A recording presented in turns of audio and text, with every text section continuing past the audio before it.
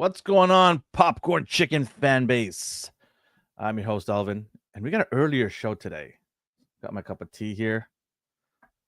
Got my friend. He's a Chicago dog to my soft drink.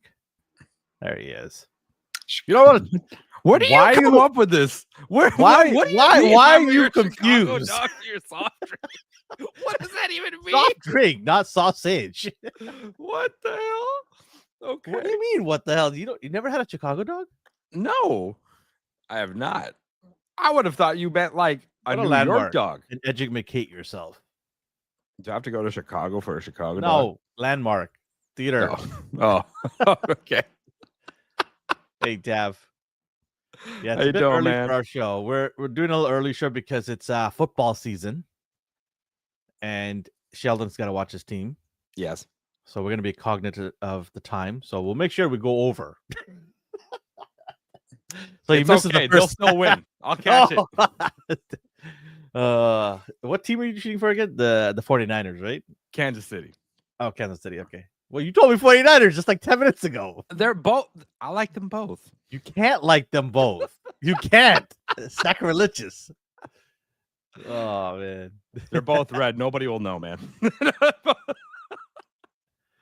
Tav says the new Common Writer show premiered yesterday, and they're doing a global release. Episode is on a loop all day on their official YouTube channel. Eat some popcorn chicken first and try some zesta after. Nice. This is. Big I'm gonna Common check it Rider out. I'm gonna check it out. So, Okay. thanks, Tav, for that. I'll definitely check it out. We should get into our show and we start checking out birthdays right off the bat. That's how we always do it. What's going on in Hollywood in terms of birthdays and events. You can play along with us. Yes, sir. If you're live here. If not, I mean, you can still play along, but it'll be cheating because you'll know the dates. Mm-hmm. Happy birthday. We'll start off with the bats. Charlie Sheen. Ooh, Tiger Blood. Love or hate him? I like him. I loved him in 2.5 Men. I thought he was great in 2.5 Men. Oh man, that show doesn't exist without him. And guess what? They found out the hard way when they tried to recast. Ashton Kutcher of all people. Boo, Like how guys. is that supposed to work out? He basically just played Kelso from that 70s show in there, but smarter. That show tanked so fast after he was kicked out, Charlie. But I also think that with the kid growing up, it's not 2.5 Men anymore. That shine of innocentness, Yeah. it wore off real quick when he was like 19 and had a girlfriend. Yeah. And he left the show for a bit and then came back for a couple episodes and like that was so it was basically Ashton Kutcher and that other dude. And that was it. Yeah. Yeah. But I mean, I just think that the three of them in the original casting, they work so well. They're magical. It was a golden show for that time. Yeah. Yeah. I think for 5 solid seasons, it was great. Mm-hmm. Just Yep. you could laugh your off. Yep. So I don't know if you watched. There's a show, I forgot the name now. Geez, they actually went back and brought in the cast, except for John. What's her name, Ritter or something? Yeah. Charlie was in this show, and then so was the kid. But the kid looks unrecognizable. I believe it. I believe it. He had a beard on. He had another 100 pounds on. Damn.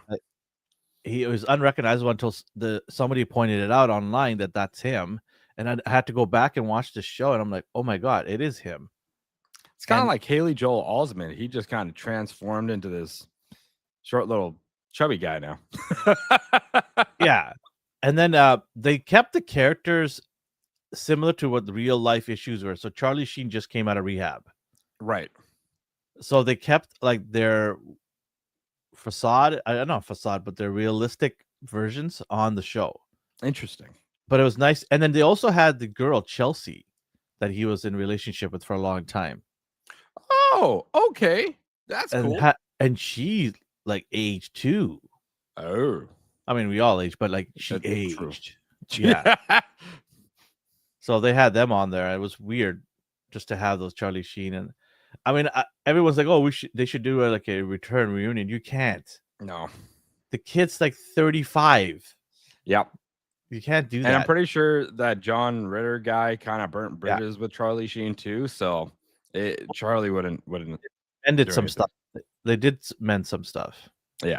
Oh, they did. Oh, okay. Yeah, okay. yeah. They said that, the issue wasn't John, it was the director and Charlie at first, Okay. because he wouldn't show up for showings, or he'd be late, or he'd just be intoxicated. Gotcha. But John actually afterwards started getting annoyed with it too, because it's affecting him too, right? It's a Right. show. You can't do the show without Charlie, right? Absolutely. So, but yeah, how old is Charlie? I'm saying he's pushing close to 70, so 68. All right. It gets even weirder. Kid joined a faith-based organization, aka called. Wow. You said what? How old? 68. You changed it. You said 70 something right now. I said he's got to be pushing 70 something. Okay, so 68. Yeah. Okay. Well, happy birthday, Charlie, and he is 60 years old. Oh, he just hit 60. It's the drugs that make him look 70. It is the drugs. Yep. I forgot. I forgot to factor in the drugs. So it adds 10 years. It adds my 10 math years. was off. Quantum physics did not apply. Happy birthday to Michael Keaton. Oh, we were just talking about him last week yeah. about shows. Yeah, happy birthday to Michael Keaton. He's up there, right? He is. I'm gonna say he's 70. 70. Okay.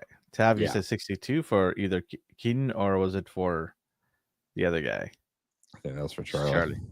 Okay. Michael Keaton is 74. Off. It was off just by a bit. Damn. Just a teensy bit. All right, we'll do one more. I think he's going to return as the Vulture in the new Spider-Man show movie. There's a strong possibility. I think he could do either that, or he could do it in the Doomsday. Okay. Yep. If they don't bring him in for either one of those, then he's not coming back. That's fair. Yeah, that's fair. Happy birthday to Idris Elba. Oh, I like him. I like him too. He's a good dude. He's a good actor. Yeah. He does a lot of DJing now, apparently, though. What? Yeah, he's a DJ. You didn't know that? Michael Keaton stuck in Morbius's universe. Yeah, that sucks. It's Morbid time. Morbid time. Is he in the Morbius universe? I didn't know that. Who cares? Oh my god. AKA Sony's version. Yeah, fair. He's okay. Going back to Idris, he's a DJ.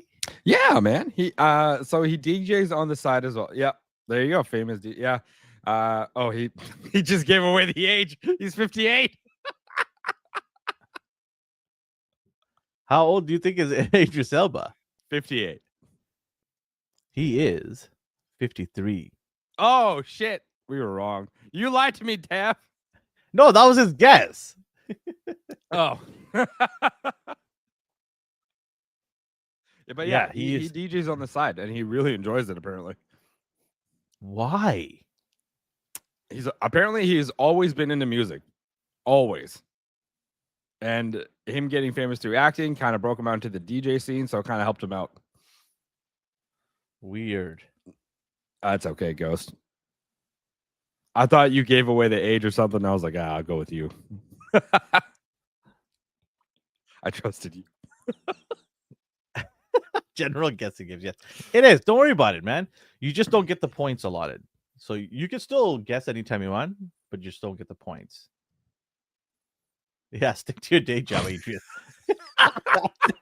Like, can you imagine somebody who actually is a DJ and has worked their butt off for all these years to learn how to DJ, and then their promoter comes and says, "Hey, by the way, you can't do DJ just because the world famous Idris Elba walked in."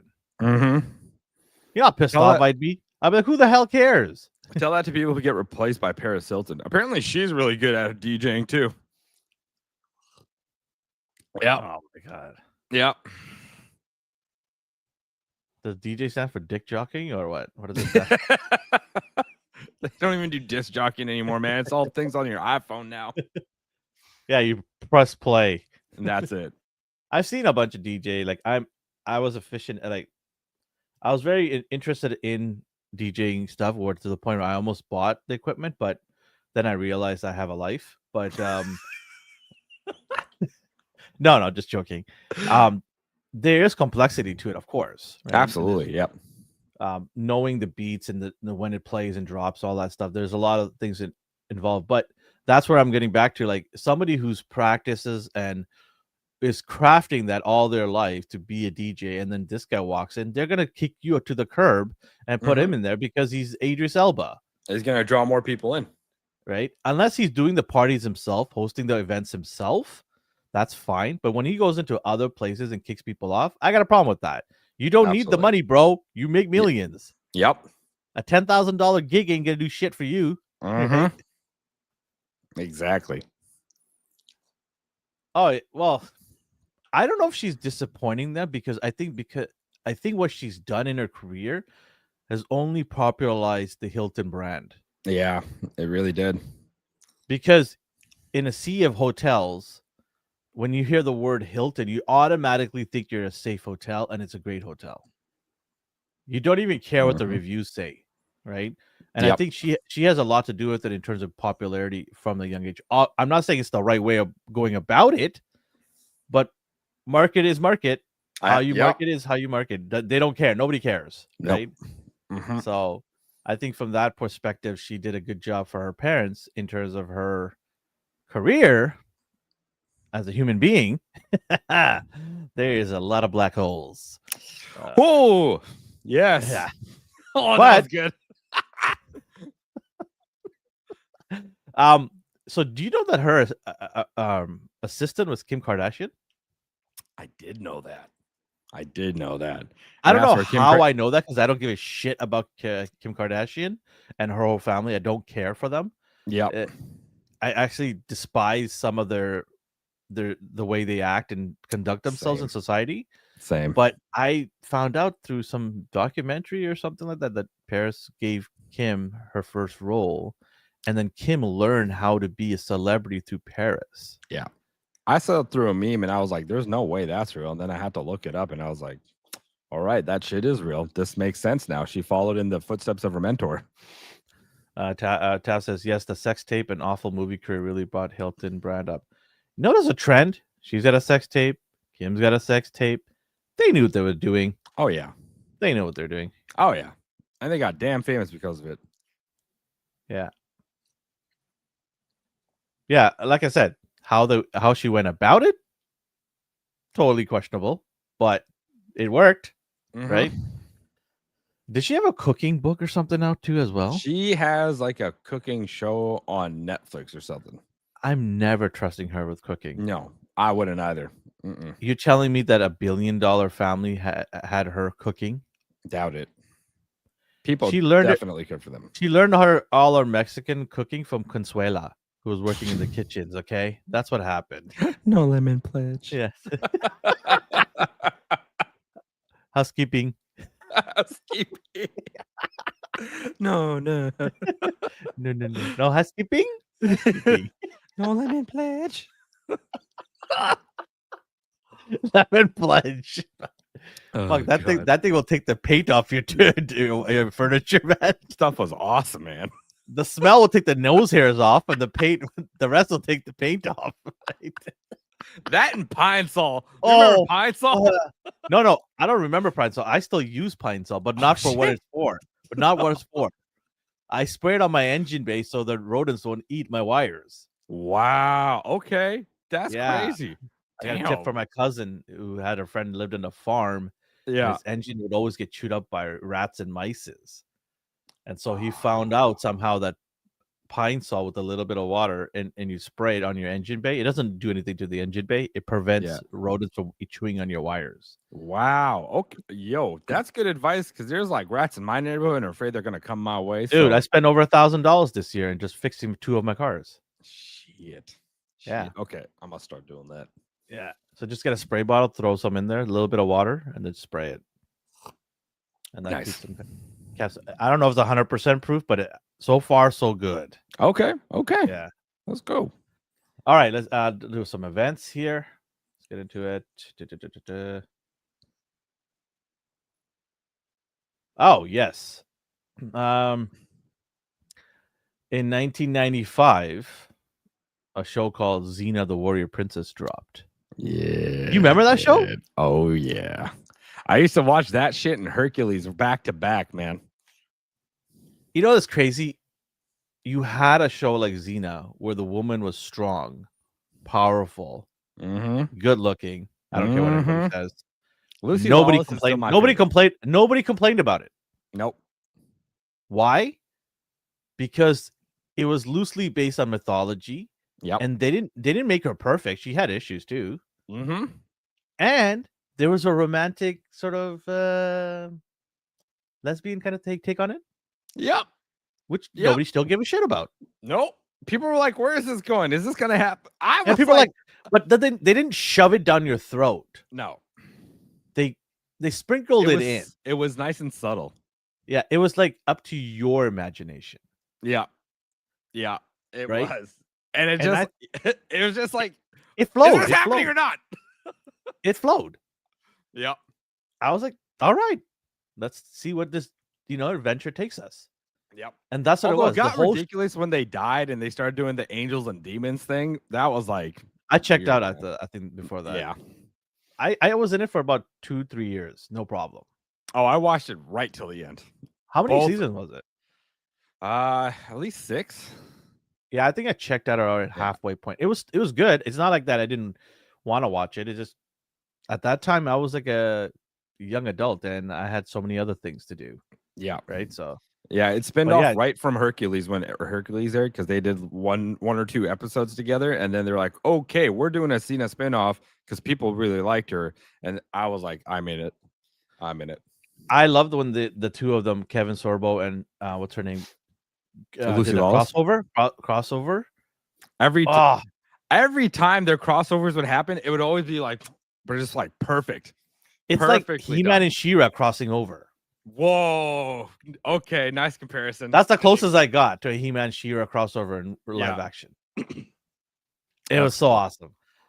That is how you make female characters interesting. Yeah. And how you make men watch it too. Mm-hmm. Mm-hmm. Right? Her whole flip in the air. La, la, la, la, la. I was like, yeah, let's go. Man, she's a loud one. Oh, yeah. Oh, yeah. So in 1995, it dropped. That's crazy. That is, and she still looks good, man. Yeah, I mean, kudos to her. In 2005, Walk the Line. Is that the Rock shit? The Rock movie remake? No, that's the Joaquin Phoenix and Johnny Cash. Oh, Walk the Line. Got you. I have a friend of mine who's a huge Johnny Cash fan. Yeah. And he watched this and he said it was like watching Johnny Cash. The mannerism, the voice, everything. Interesting. He said Joaquin just killed it. I mean, Joaquin is a really good actor, man. You know, when he gets into a role, he gets into a goddamn role. Yeah. Joker. In 2008. Yeah, he's talking about the Rock one is called Walking Tall. Yeah, I am thinking Walking Tall. Yeah, you're right. In 2008, I like this movie, The Hurt Locker, starring Jeremy Renner. Okay, yeah. Have you watched it? Yep. That's a good movie, man. It's pretty good. Was that one of his first movies? No. He's done before, I think, movies before that. So I'll be honest, I never heard of him. He wouldn't get a starring role right off the bat. Yeah. In 2019, YouTube. Don't blacklist us, YouTube. I'm just reading out here. In 2019, YouTube is fined $170 million for illegally collecting data on children's viewing habits by U.S. Federal Trade Commission. Well, it was nice knowing you guys. It's nice knowing you guys. I'm sure YouTube. That's how we get our subscribers. Brought up. Yeah, so 170 million, which is a piss in the bucket. Yeah, that's like nothing with the money they make, man. That's not even a slap on the wrist. No. That's like a fart in the wind. Yeah, they reached into their pockets and were like, "There you go, just take it." Yeah, one of the workers said, I got it here. Don't worry, I'll pay for it, guys. Don't worry about it. Yeah, that's how much money YouTube has. It's insane. 170 million. Like, as a U.S. Federal Trade Commission, I'd be like, guys, $170 million is not going to deter him to do anything. No.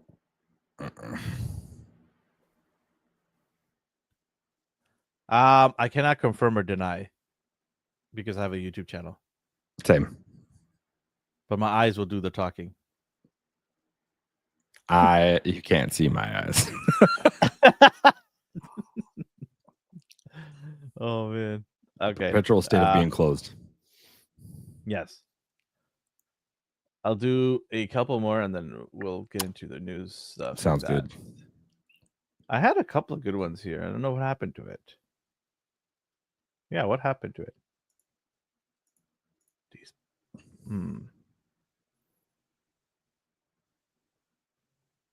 Oh, yes. Okay, I got one here.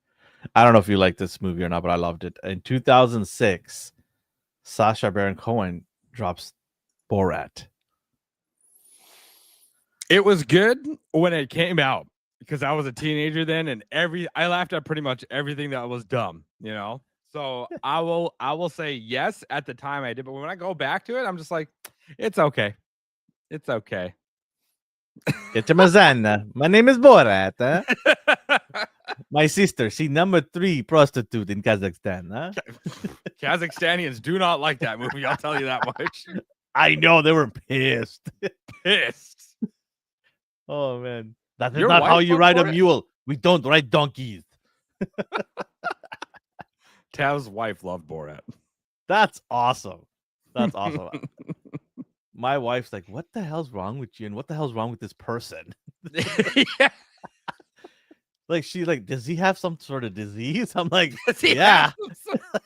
I'm like, in making people laugh. That's awesome, man. And then he just went on a string of movies like that afterwards. But the worst was Bruno. Bruno was the worst, man. It was bad. Like, I've laughed my ass off, but people were genuinely pissed. Oh yeah. I heard he had death threats, literally. I remember that. He definitely did get death threats because of the stuff he was doing in there, man. Crazy. It was kind of insane. Crazy. Yeah. 2 more and then we'll move on. 1966, so before you and I were born, contrary to what people say. A show called Nothing. 1960. Let me do my bit here. 1966, Star Trek premieres on NBC. Whoa. Oh, yeah. That William Shatner, Leonard Nimoy. Okay. Did I tell you I met Shatner? Yes, you did. You said he was very nice. Very nice guy. Good old Canadian guy. Very, very nice. Very polite. I forget he's Canadian. I forget about that. Well, because he's been in America forever. That's right. Yeah. But I met him during the Olympics here. Oh shit. Okay. He was one of the guests to speak at the closing ceremonies. So I met him at the airport. He was getting on his flight, and I happened to bump into him. And it says, "Hi, how you doing?" I kept it very brief. The man's traveling. You don't want to bother people when they're traveling, right? Yeah. But I had a friend of mine who, I don't know if I told you, he had his he's a big Trekkie guy, and somebody broke into his home and stole all of his Star Trek memorabilia, including an autographed Shatner book. Right. And so I didn't have anything on me because I wasn't expecting to see Shatner, but I had a piece of paper, a nice clean piece of paper, and I just asked him, "Would you mind signing this for my friend so that he can put it in his collection? I know it's not replacing his book, but at least he still has an autographed signature of yours, and he worships you, right?" And he said no problem, and he did a nice signature. You know how some celebrities just like scribble and move on? Right? Yeah. He actually did a really nice signature, and I gave it to my friend. My friend was so happy about it. And I said, "Hey, listen, at least it's a start. You can start again collecting Star Trek memorabilia." Yeah. Almost to Star Wars. Oops. But he was very happy, and thank you to William Shatner for being an awesome person. That's cool, man. So in 1966, man, what is that? 55 years plus? Something like that, yeah. Whoa. And he's like, what is he, late 80s, early 90s? He's got to be like late 80s, man. Although, like, he's probably in a care home by now because I haven't seen much of him around. So. No. I've seen him on Discovery, and Discovery. I think I've seen him. Oh, really? Okay. Just last year, he was doing a show last year. Oh shit! Still working. Okay. Crazy. In 1986, TV show, probably the most famous daytime talk show, Oprah Winfrey. Oh, is that when that started in 86? 1986. Wow. Yeah. Wow. Okay. She's kind of the most hated celebrity right now. Think of people that spun out of her show. Dr. Oz. Yep. Her friend, I forgot her friend's name. From there, Gail or whatever. Gail, that's it. Yeah, she spun out her show, and Dr. I'm sure Phil. there's other ones that I'm forgetting for sure. Dr. Phil. Yeah, Dr. Phil. There you go. Yep. Shatner's in his 90s. Yeah, there you go. Dr. Phil, the most famous one. I forget that one. But she obviously changed daytime show because nobody gave a shit about daytime show. Nobody gave a shit about her show in the beginning either. It was middle-aged women who had rich husbands, or women that stayed home and the husband worked. Those were the only ones watching. Yeah. When she came on the scene, people like me turned in to watch. It was because different. She would have guys and athletes like Michael Jordan. Yep. Actors like Tom Cruise, Michael Jackson. Mm-hmm. Then she'd do these insane, you get a car, and I'm like, damn, like what the hell is this? This is like Price is Right. This is like Price is Right infused in a daytime show, right? Mm-hmm. So yeah, I remember that. My mom was glued to the TV whenever Oprah came on. Taz says Oprah also changed cable channels that nobody watches nowadays. Yeah, people tuned in for her. She had the highest ratings of all time. Mm-hmm. It's not even close for daytime shows. No. She was rivaling nighttime shows like Jay Leno and David Letterman. It's just crazy. It's a real big feat to do, honestly, for a daytime show. Yeah, exactly. When majority of the population's at work. Yep. So, yeah, in 1986, it dropped. That's crazy. All right, let's get into some news, shall we? Let's do it.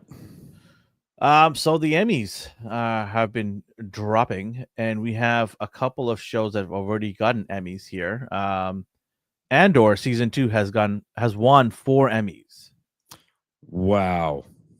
Best editing. Should we be watching this? I don't care for it, but you can. Okay. You can. Best editing, best visual effects. Okay. Best costume design, and best production design. And I have no doubt that all of these are true. I have no doubt. Yeah. I just don't gravitate towards that story. I don't care for the political side of Star Wars as much. Right.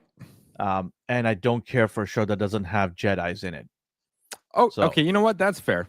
I respect that. But I understand. I watched season 1, and I will tell you it is good. If you look at it from an outside, non-biased perspective, just looking at the show, it's a good, well put together show. Gotcha. Yeah. So the slow part doesn't really bother me because I get it. You need to build the story up. That didn't bother me. It just like this. When I see Star Wars in my head, I'm envisioning certain specific types of characters that need to be in the show for my interest to peak, right? And Jedi being one of them. So, kudos to them though. They won 4 Emmys. So good for them. That's amazing. Wow. Yeah. The Penguin has already won 8 Emmys. Hell yeah. I feel that show deserves it. We were talking about this over dinner, remember? Yep. How my mind forgot about it because it's been so long, right? Yeah. But I mean, we also talked. I remember when we talked about near the end of the show for Penguin, we were like, if that show doesn't win any awards, the whole thing, we already know the whole thing's kind of a sham. But if it didn't win any awards, it's a complete we're gonna riot. Show. We're gonna riot. Oh yeah. It won 8 Emmys, and here are the Emmys that it won. Best original score, yes. Ooh, yes. Best sound mixing, yes. Okay. Especially when the beating up and the punching and everything. Best sound editing. Best prosthetics. Oh, obviously. Yeah, that makes sense. That makes Colin Farrell unrecognizable. Yeah. Oh, I was thinking about the black kid actually being a white kid. No, just kidding. Best special visual effects. I don't know about that. I guess it wasn't really a visual experience. effects kind No. of show. Yeah. But okay, they won. Best contemporary makeup. Yes. Okay. I'll Okay. give them that. Best contemporary costumes. Yes, I'll give them Okay. that. Yeah. And then I'll give him this one too. Best contemporary hairstyling. Okay. Okay. I mean, he had a Okay. slick hair. True. So did the actress. I can't remember her name now. Tassis Colin Farrell won best Tony Soprano impression. It's okay, man. It's okay. It's up there. It's up there. For prosthetics, yes, because you can recognize them at all. No. And then remember the feet? Yeah, the feet were messed up. That was amazing that they were able to get that, man. So, but that definitely tells people why he walks like a penguin. Yep. It waddles him out. Up until that point, we never saw his feet ever live action. That's true. That's true. Because Gotham even tried to do that with that whole like prequel Batman stuff, and they never showed anything as to why he hobbled. Well, Danny DeVito. Right. They never showed why he walks like. They made him look like a penguin and eat penguin food, which I thought was weird. But that's like raw fish. Just biting into raw fish was crazy. I mean, dude, just put some black sauce on it, like a sashimi or something like that. But it was. They made him like Tim Burton really made him a penguin. Yes. Right? Yeah. It worked at the time, but I don't know. Today it would be weird having someone just randomly eat and talk about, and his teeth be all black. That was definitely a darker Batman in my opinion. It's Tim Burton. It's Tim Burton. And I don't think they'd ever be able to replicate that either. No, it was good for its time, I think. Yeah. So yeah, those are the two that's won a bunch of Emmys. There is one other show that won, The Pit.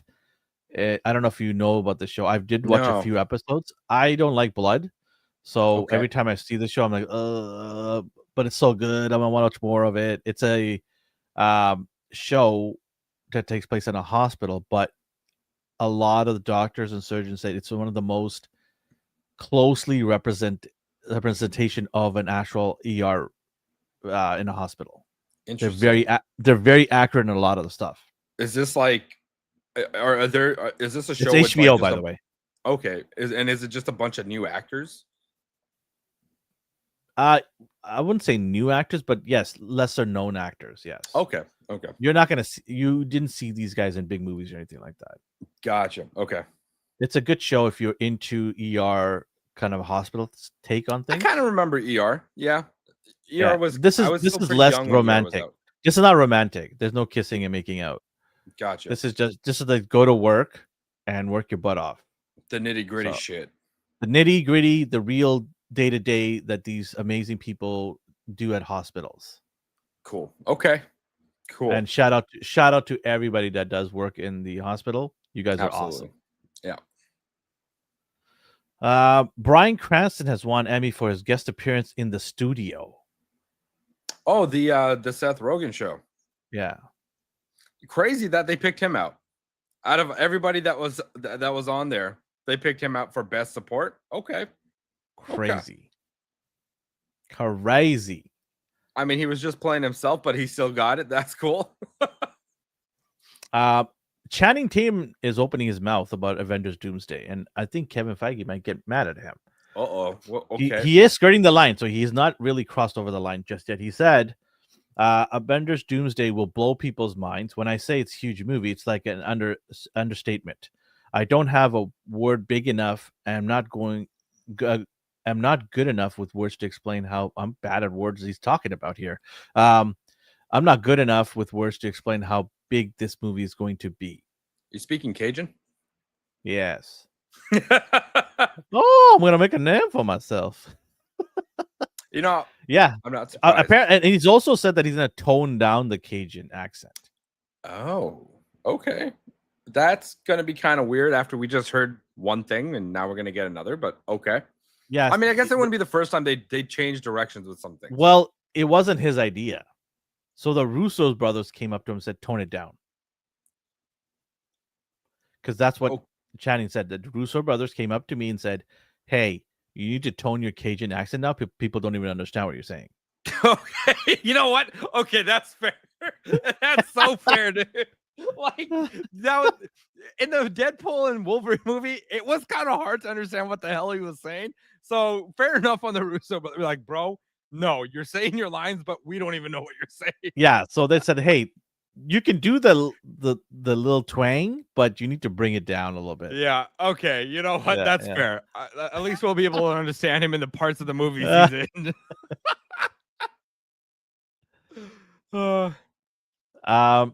If they're bringing Gambit, I have a feeling it's just gonna be that universe, that the void that they were in. I think it's gonna be a little bit of that. Yeah, that'd be. I cool. don't know if they're gonna have them come in the major. I mean, Gambit, yes, maybe with the X-Men. Yeah, they reunite maybe one, like the old X-Men team, Hugh Jackman, all these guys, right? Mm-hmm. I have a feeling they're gonna give the fans what they want is to bring all the X-Men together. Because they never had Gandalf. No, they never did. They never had him in there. So Halle Berry, Hugh Jackman, other people involved, they would probably just put these guys in one scene, like a video shoot, to appease the fan base and have everyone geek out, which we all will, right? So I have a feeling that's what they're gonna do. Jordan Peele has been removed by Universal. Whoa. Let me finish. Okay. Jordan Peele reportedly does not have a working script yet for his next film. He was recently removed from Universal's 2026 slate. Oh, okay. Okay. You were thinking something horrible. I thought they just let him go. Your mind went. I thought they pulled a Beau DeMayo on him. I don't want to see Jordan Peele in a thong, okay? I'm sure he's already done it, man. I'm sure he has, and he's probably good at it. But I mean, that's fair then. Okay. I don't know what to say. I don't know how to read into this because it could be that they don't want him to do a movie for a while because his recent movie I heard is not that good. Ooh. It's the one with the Marlon brother. Oh, the football one. Yeah. It's not. I mean, I don't looked know. a little weird, man. But that's what he is, though. That's Peele's forte, though. Weird is his forte. Yeah. Yes, Jordan Peele. Yes. I don't really see that Wayans brother as like a very intimidating. I always laugh when I see him. Yeah, because even in G.I. Joe, the shitty G.I. Joe movie that they did, he tried to be all serious and it just didn't feel right. It did not feel genuine from him. So there's no reason they haven't explained as to why he's been removed from the 2026 slate. I'm just thinking it's just because he wasn't ready. He wants to take some time off and fine tune a movie that he's thinking of putting back on. Okay. That's what I'm thinking. He's probably just pumped the brakes and said, "Hey, listen, I need more time," because they're beating him like a rented mule because he's making money for them hand over fist. Right? Yes, he is. This is true. Taff says Marlon Wayans is a great dramatic actor. He nailed Bel Air. I refuse to watch the new Bel Air. Same. I can't do it. I'm not interested in drama. Like, yeah, I want comedy. You gave me comedy for no problem. I'll watch it. It was a Black Riverdale. That's what it was. That's what I saw it as. And I understand there's an audience for that, and the ratings were good for both Riverdale and this one, and that's fine. That there's an audience for different movies, and I'm not going to be a part of all of them. But for me personally, I made a decision to not watch it because I'm like, it's going to take the shine away from what I really loved about Bel Air, the original. Fresh Prince of Bel Air, right? Yeah, because I feel like the Fresh Prince of Bel Air, the one with Will Smith, the OG, while it was funny, they also hit on a lot of real points when it comes to family and then the situation they kind of were in. The serious points stick out. Yes, like for example, there was the episode where Carlton and Will went to the ATM to get money, and the dude came with a gun, and Will got shot. and then Carlton was like messed up, and he went and bought a gun, and he's like, it's never going to happen to me again. Like that shit was powerful, man. That stuff was real. The one that got me the most, it was when Will Smith and Uncle Phil had a moment where Will's dad walked out on him. That one was hard, right? And Yeah. Uncle Phil gave him a big hug. Apparently, this happened in real life to Will Smith. I know what you're talking about. Yeah. And the acting is more of a reflection of his trauma coming out. Yeah. And Uncle Phil, who Will said forever he was my dad on the show. He was literally my dad on the show. And when he passed away, it messed Will Smith up quite a bit.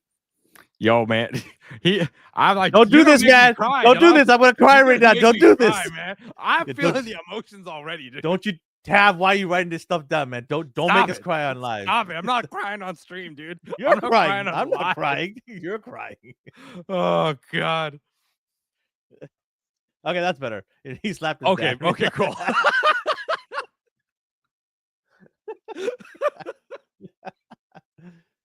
Oh shit. That would have made more sense if Chris Rock made fun of his dad. That would have made more sense. Yep. People would have been on the Will Smith side. Oh, for sure. Yeah. Oh, for sure, man. Yeah. Yeah, no. Forget Jada. Let's see here. We've got James Gunn says Peacemaker 2, season 2, directly sets up Man of Tomorrow. Okay. That's what That's why he was talking about spoilers and stuff. And okay, I get it now. Have you watched Peacemaker yet? No, not yet. I got it on my list though. I was thinking about starting it like in a couple weeks after I was done with Fallout and Alien. So yeah. I will say the last episode I just watched, see episode 3, banger. 9 out of 10. Okay. Banger episode. Do you feel like John Cena's coming up as an actor? Oh, season 1 of Peacemaker, I thought about that.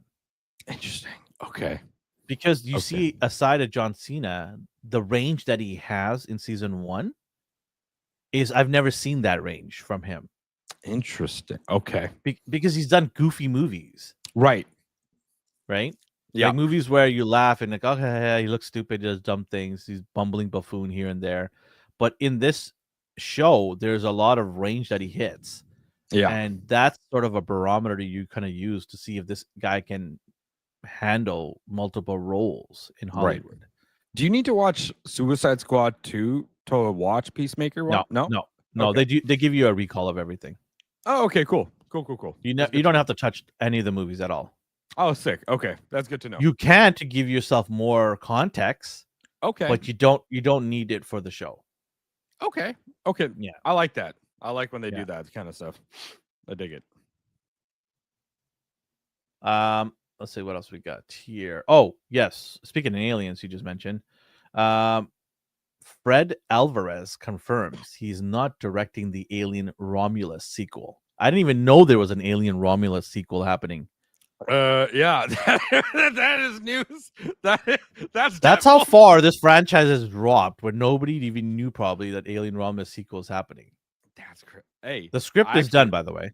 I'm gonna backpack off this. Did you know apparently there was an Alien versus Predator anime that's been made and it's been shelved at Disney for like 15 years? It's been completed. The director. Yet they went with the other crap that they dropped a month ago or 2 months ago. Yep. The director came out to say, he was like, it was beautifully done. We finished it all. He's like, I don't know when we're ever going to see it, but he was like, it was some of the best work he's ever done. You know, people went crazy about this new Alien animation. They start talking. There's so many of these people online. Most of them are shills for Disney anyways. Yep. They're all like clapping and saying how amazing it is. I don't know. People can understand period pieces. An advanced civilization, like an advanced society like the Predators, who have all this technology, they're gonna get beat up by Vikings with wooden shields and axes. Yeah. It almost feels Oh. like they're trying to say that like the predators will kind of dumb themselves down to the level of what they're hunting, so it can be like a fair fight. What is the point then? This has happened in the Prey, where they dumbed him down to with the nail gun instead of lasers. Right. Why are they getting dumbed down? They're traversing the galaxy. Mm-hmm. I don't understand. Like, predators are traversing the galaxy. Aliens are supposed to be their advanced hunts. They genetically, from based on the story, I know they probably changed it now. I'm not up to date on aliens history, but from what I know, the predators created aliens so that they can hunt the ultimate hunt. Yeah. Right? They're smart, they're intelligent, they know how to change. The queen knows how to, basically lay eggs and all that stuff, and they're all like protected too, because if you open the eggs, you could die from the acid, blah blah blah. Yep. They're just like the ultimate beast to hunt. Yep. Right? And I just find it that they're easily killed by humans. This new show, I'm not a fan of it right now. I'll be honest with you. Yeah, I still haven't watched episode 3 yet. I got caught up doing some other things, but I know you said it was like like you said episode 3 was the start of the decline, and then episode 4 just like tanked more. It was a trailer off a cliff. Yeah, that's what episode 4 was. That's just me, right? But, fair. Tess says, how is Predator going to challenge Xenomorph when they can't even beat a Danny Glover? I don't know why. I found that movie interesting, but at the same time, I'm like, Danny Glover doesn't stand a chance against these guys. I thought the exact same thing, man. I'm like, this is a detective. How do we go from super soldier Arnold Schwarzenegger to regular street cop hunting down a freaking predator? But at the time I watched it, it was cool, and at the time I liked it. Yep. But then you go back and look at it, and you're like, this shit was ridiculous. This is stupid. You had Arnold with fucking massive arms, machine gun that weighed like 1,000 pounds trying to beat this guy. And then you have Danny with the revolver. Yep. I think if it was like Danny Glover from Lethal Weapon with Mel Gibson, it would have been a better show. If Mel came out, with flying down the skyscraper and knocking one in the face, right? That's different. Yep. But yeah, I don't know. Interesting. It was interesting if you go back on it, look at it now. What else we got here? Oh, I don't know if we talked about this or not, but the Batman the Animated Series. So which one? The animated series. The Batman 90s. Oh, okay. The animated series premiered 33 years ago. There was 2 though, right? There was the one with the yellow symbol. That was the first one. And then we don't talk about the second one. The second one with the black symbol? No. You don't talk about the second. That one was the better one. Whoa. Now I know you're trying to get under my skin. That was the one that I grew up with. I don't care what you grew up with. That was the better one. No, this was not the better one. The yellow symbol. The one that was in Justice League animated show. Not the yellow. Fair symbol. enough. I'll give you that. But it wouldn't be, if it wasn't for this one, you wouldn't even have him in the Justice League. This was the best one. So, yeah. 33 years ago, man. Damn, that's a long time. That's on Netflix right now, I think. Yeah, when I watched this, I was so in love with Batman. It was pretty cool. Like, I loved Superman growing up, but when I watched this, I loved Batman almost to the point where I almost dethroned Superman. That's crazy. I loved Batman because you can theoretically be Batman. I mean, if you that's fair. That's fair. Yeah. Right. Because if you had the money, you could be Batman. Hey, man, there's nothing wrong with Terry McGinnis. The Batman Beyond was pretty good. I'll give Batman Beyond. When I first saw Batman Beyond, I'm like, this is garbage. I'll be honest. I was there too. I was like, this is dumb. But then as you keep watching, it got better, man. Yes. I looked at him. Who is this guy? Why does he have wings like an idiot on his jetpacks Yeah, from his what else? feet. Yeah, I'm he like, doesn't know how where's to. the cape? Where's the Doesn't know how to cape? glide. What a loser! Yeah. Who doesn't know how to glide? How are you subtle with a jetpack blowing in the back of you? Right? They can hear you from a mile away. The enemy. Damn. Oh, did you hear they're doing an animated series for the Robins of Dick Grayson and Jason Todd partnering up together? Well, you kind of bursted my because that's what I was going with next. Oh, It's okay. It's okay, man. It's okay. Sorry, man. Go ahead. Go ahead. Keep talking. Keep talking since you know it all. Well, apparently they had to get a new writer or something. It's being rewritten now. Yeah. The disaster artist, writer Scott, blah, blah, blah, are now working on it. Blah, he's so upset. He's going blah, blah, blah now. Follows Dick Grayson and Jason Todd as orphan thieves. They call themselves a dynamic duo. Okay, I don't like that. I understand. You know why? Yeah, I do. And I don't mind the story. It's a different take. And it's all, I'm going to assume this is also a different universe because at no point were Jason Todd and Dick Grayson like a Robin at the same time, weren't they? Oh, for sure, it'll be a different universe. Yeah. Yeah. Okay. I just don't like that they're using the dynamic duo because you're stealing away from Batman and Robin's history. Yeah. It's that iconic line history that they've had. Yeah. Right. All the way dating back to the 60s, right? Yeah. With the live action TV show. So yeah, I have a problem with that, but I'll watch it because I love me some Robin. So I do. Same. I'm gonna try to watch this too because I always like the idea of like Jason Todd, like Red Hood and Nightwing pairing up and being like partners because they're pretty close. They were some of the best Robins with Batman. Yeah.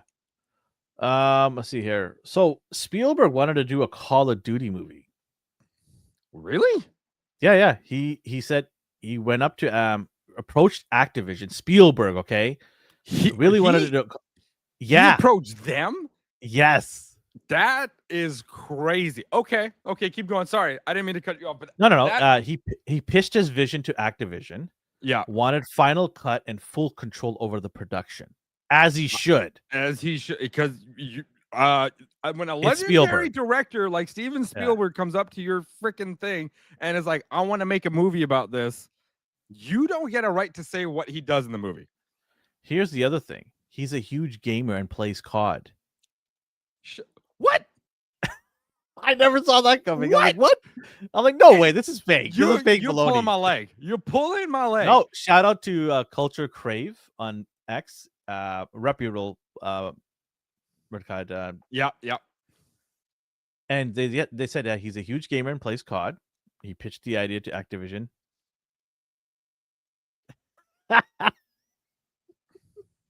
Taff says, please ask Spielberg to do the movie where Kevin Spacey is the main villain. But then you'll get Conor McGregor in that. Oh, actually, well, maybe Conor McGregor. No, Conor's going to go be president of Ireland soon. And Kit Harington, I think, was in that movie too, or in that Call of Duty. So Activision got spooked and then sold the rights to Paramount, where they have more control over the process. What do you mean they got spooked? I don't understand. I don't know what to make of this. So instead of giving it to a director who's done really good movies, I mean, I guess Paramount's done good stuff too, but now they own just the entirety of the franchise. I want to know his gamer tag. Famous gamer, yeah. I'm sure if you hit up his daughter on Twitter, she'll like let everybody know. Yeah. No shit. Okay, but that's crazy. I don't understand. Yeah. Have you played any of the campaigns for any of the Call of Duties? Oh yeah, I was a huge Call of Duty fan. I used to play the Modern Warfare. Oh yeah. Yeah. That's my bread and butter. Modern Warfare 1 and 2. That's what got me into Call of Duty. So I don't know if you know this. The main guy responsible for Modern Warfare, he was hired by EA in the beginning. This is a little history lesson. I can't remember the guy's name, but he's very famous in the gaming industry. He was hired by EA to. Do you remember Medal of Honor? Oh yeah. So he made Medal of Honor what it is. That was a great game, by the way. I finished that game. It was. I was like, damn, this is a good game, right? So he made that game so popular, and then for whatever reason, EA didn't hire him again. Interesting. And so he went, or so he wanted to do something else. Sorry, and there was a little dispute, and EA said no. And so then he said, "Okay, I'm leaving. I'm going to your direct competition, which was Activision at the time." And he made Modern Warfare what it was. That's interesting because, so I'll give you a little bit of a history lesson with the development team of Infinity Ward who made Modern Warfare. So after they did 2 and 3, they wanted to do something different. Activision wouldn't allow them to, so the core group that made Modern Warfare from Infinity Ward left, went to EA. They made Respawn, who made Titanfall. Yeah, and Titanfall was like this is a banger. The guy that I'm talking about is the one who headed Respawn. So also did the Jedi Survivor Series. Yes, yeah. And now the most recent Battlefield, he's heading up that. Oh, is he? Oh, that's cool. So I've been watching a lot of Battlefield beta testing in the last month or two. I've played the Battlefield, but it is solid game. We're gonna squad up. Yeah. So we need to get the band back together. Nice. So I'm gonna be heavily into Battlefield. I'll wait for the Black Friday sale though. Yeah, same. I don't want to pay $120 for a video game, dude. EA, you're willing to give us free copies, dude. Hey. Stranger things have happened. Taz says he's got a story here. Liam Neeson plays Special Forces trying to rescue his daughter from Kevin Spacey, the actor directed by Spielberg. Liam, you're in my shit list. Instant classic. That's a good premise. I like Pair him up with Conor McGregor as his son-in-law. He walks around everywhere shirtless.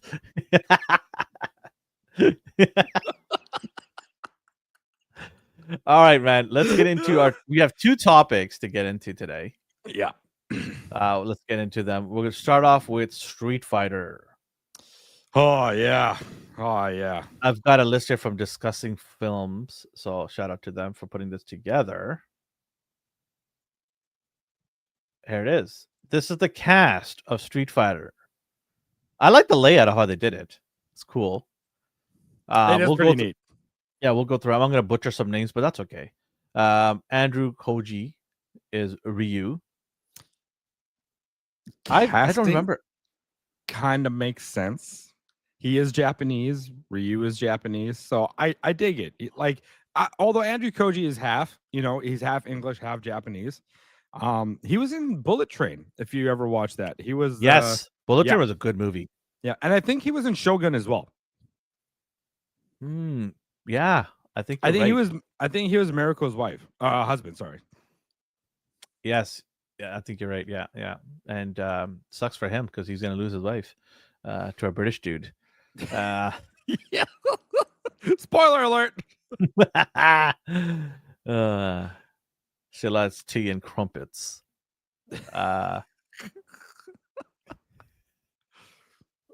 Okay, this is a weird one. Ken as Noah Centino or Senna.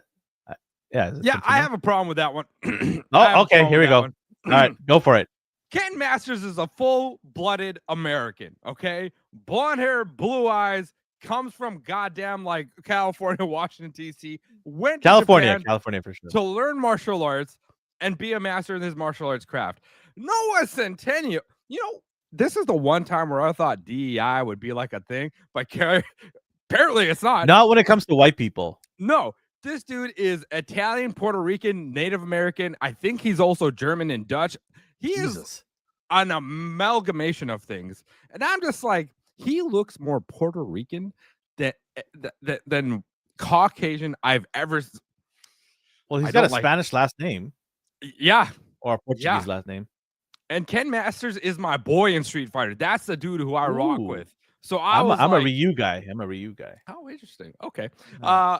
I was just like, this is crazy. I don't understand this casting at all. And he was just the first one. So keep going down your list. Oh yeah, no worries. Then we have Kalina Lang. Okay, that one kind of makes sense. Liang. Sorry, Yeah. I'm gonna butcher these names, but sorry. But she interesting. I feel I think she's good for the role. She's a Canadian actress, by the way. Yeah, I've seen her in some of this Canadian stuff. I can't remember where though. Yeah, so she's Chung-Li. She's Chung-Li. Kind of makes sense. I that one I don't have a problem with. Not at all. Then we have Cody Rose as Guile. That one actually makes a whole lot of sense too. I'm okay with that casting. He's gonna have the muscles for it. Oh yeah, yeah. I don't know if Guile has a lisp. I don't know if Guile has that, but Cody has that for sure. Oh, does he? I didn't know that. Oh yeah, Cody does that. Yeah. Okay. But I think his acting, he's done a good job because he was in Naked Gun. And he did a good job of sorry for spoiler alerts for anybody, but he did a good job of trying to hide that lisp. Okay. So they are working with him then. That makes sense. It's gonna be weird to see him with the Guile haircut though. It's gonna be so weird, man. I hope it's not one of these corny things where you notice it's fake. Yeah. And then I kind of hope he tries to comb it. He tries to go comb it, but the actual fake skin lifts too while he's combing it. You can see it wrinkling, this fake skin. Yeah. Yeah. The American tattoo better be front and center. Although I don't know how they're going to get rid of his neck tattoo. He's got a giant neck tattoo here. There's going to be a lot of airbrushing for sure. Yeah, 100%. Because it's Cody Rose's logo, the American Nightmare. Yep. Because his dad was the American Dream. So he's the nightmare. If I was his father, I'd be a nightmare too looking at him. But 50 Cent. 50 Cent as Balrog. I mean, sure. They could have got Sugar Ray Leonard. Balrog doesn't really say a whole lot of words when he does his thing. Anybody could have played Balrog, but cool. 50 Cent, more power to you, bro. I actually like 50. His Instagram is crazy, dude. I'm gonna follow him. I haven't followed him. So. He pokes fun at all, like when the Diddy stuff. Oh yeah. I saw that popping off, dude. It was amazing. He's like, I told you guys. If it was 20 years ago, I would have had Mike Tyson play Balrog. 100%, absolutely, Mike Tyson. But he's just too old now, I think. Yep, he is. So we got no issues with 50 Cent doing that. Jason Momoa as Blanca. You know how I feel about Jason Momoa. Hate it. He's American Samoa. Akuma's sorry. No, he's Blanca, not Samoan. Blanca is American. He's not Samoan. Or is he Hawaiian, right? Sorry, he's Hawaiian. No, he's not Hawaiian either. What? He's doesn't he claim to be Hawaiian? He claims to be everything, whatever fits his narrative. I think he's Samoan by family tree, but he also is Maori from New Zealand. Oh, okay. Yeah, because he's been hitching the ride on that to do shows for Apple TV. Gotcha. Okay. So I think he's Maori, but obviously Samoan descended, probably. Yeah. I don't like that casting with Blanca. I mean, I guess realistically they can do whatever they want with Blanca because he's just a giant green monster. Yeah, you know what? Fair enough. Okay. You know what? Because of that, I'm not angry anymore. But for me, if he's like a man more than Blanca, I got an issue with that. Oh yeah, 100%.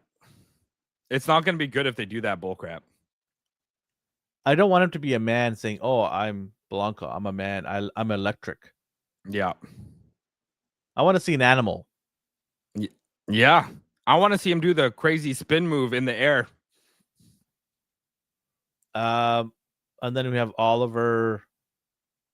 Blah, blah, blah, blah, blah. Oliver Richters as Zangief Gomened. I mean, he's Dutch. That's not Russian, though. It's not Russian. Last time I checked, it wasn't Russian. I mean, eventually they might invade them, but Yeah, he's not Russian. Yeah. I'm just like, I guess to them, like Russian is white. It doesn't matter. Like, I you guess it you is have what a it beard. is. Come on in. You have a beard. Come on in. Yep. Dravavit, come on in. Um, Ah, and then we have the most interesting one. We have Vedut Jamal uh, as Dalsum. I know you're sad about this. You wish it was you. I wish it was me because I definitely would hit that. Ah. Um, but Jamal, what are you? I don't know. You don't look Indian to me, bro. He's probably Are those you half? Anglo Indians, man. He's probably half. He's Yeah. probably half British, half Indian. That's what it is. Yeah. They literally plucked him out of Birmingham, England, and said, "Come on in." They could have got an actual Indian dude. You know who would have been really good? Ben Kingsley. I know he's not Indian, Hey, I know where you're going with this. but I would fuck with Ben Kingsley all day long as Dalsum, just because the man is funny.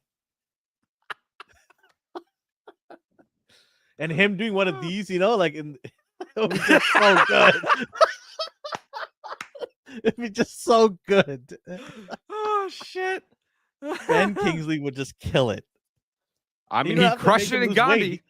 Gandhi. Yeah, I know. He made people believe that he was brown. I thought that was a brown guy, so you tell So me, did man. so did every Indian that watched it. Crazy. This is a great Indian man here. Look at him. He is a great Indian man. Oscar worthy. It's sad because India can't even do a Gandhi movie correctly. With the Indian factor. Yeah, dude. It's so sad, man. I remember my dad seeing it. It is a great guy. Look at him. He is amazing Indian actor. I'm like, Dad, he's not Indian. That's like that other white dude who played like a brown actor in those like weird sci-fi movies. He even looked like one of the Indian I can't remember. I gotta find his name. I gotta find his name. Yeah. Anyways, Jamal, well, whatever your name is, I'm sure you're somewhat. I'm sure you went to ancestry.ca to say that you're somewhat Indian. I don't know about this character. I don't know what they're going. Maybe they're going for a young Dalsum because I consider Dalsum like in his 50s. Yeah. So for him to be like 22, it feels weird. Maybe makeup and some visual effects and things like that might change my mind on him. We'll see. But I think that's probably the weirdest casting decision. I would say so because Dalsum is definitely older than Ryu, and Andrew Koji is a little bit. I think he's like in his mid 30s, late 30s now. So yeah, this guy looks like he's the youngest in the cast or one of the youngest. Yeah, that's absolutely crazy. Interesting that they found him to do it, but we'll see. And then we have Hiroki Goto as E Honda. That one's okay because he is Japanese, so it makes sense. Yeah. I got no problem. I wonder if they could put a bodysuit on him. They might have to. Honda's pretty big in the video games. I think unless he's willing to pack on the weight really quickly, they would have to give him a fat suit, man.